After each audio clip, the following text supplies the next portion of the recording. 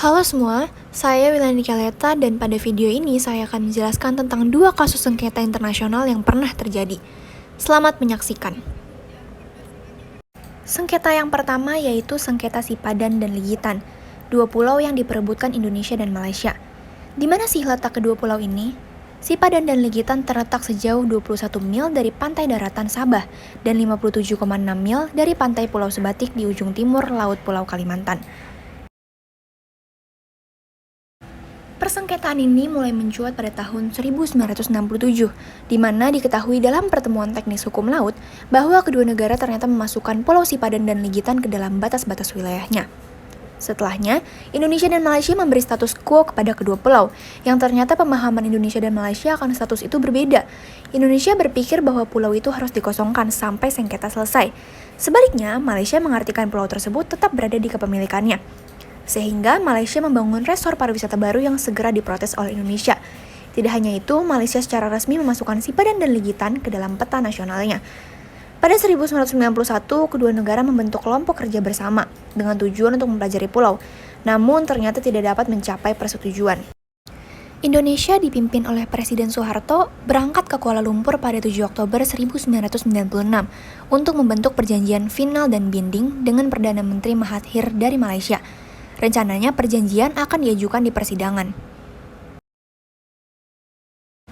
Saat persidangan, Indonesia memberi argumentasi bahwa kedaulatan Indonesia atas Sipadan dan Ligitan telah diperoleh dari Konvensi 20 Juni 1891 mengenai batas-batas di Pulau Kalimantan antara Inggris dan Belanda. Selain itu, Indonesia juga menyatakan dua argumen lain yang mendukung. Namun, ketiga argumentasi Indonesia dipatahkan dengan kemenangan Malaysia. Mahkamah Internasional menyimpulkan bahwa klaim yang diajukan Malaysia lebih terbukti dibandingkan klaim Indonesia, sehingga Pulau Sipadan dan Ligitan secara resmi masuk ke dalam milik Malaysia. Indonesia harus merelakan kelepasan kedua pulau tersebut untuk Malaysia. Yang kedua, sengketa kuil Preah Vihear antara Thailand dan Kamboja. Sejak tahun 1962, Thailand dan Kamboja memang sudah berkonflik memperebutkan kuil Preah Vihear, yang kemudian konflik ini kembali pecah pada 2008. Hal ini dikarenakan pada 8 Juli 2008, kuil Preah Vihear dari abad ke-11 ini dianugerahi status warisan dunia oleh UNESCO. Kedua negara tersebut kemudian kembali memanas. Thailand dan Kamboja sama-sama mengklaim bahwa kuil Preah Vihear adalah milik mereka. Sebenarnya, pada tahun 1962, Mahkamah Internasional sudah memutuskan bahwa kuil tersebut adalah milik Kamboja. Namun, gerbang utamanya ternyata berada di wilayah Thailand.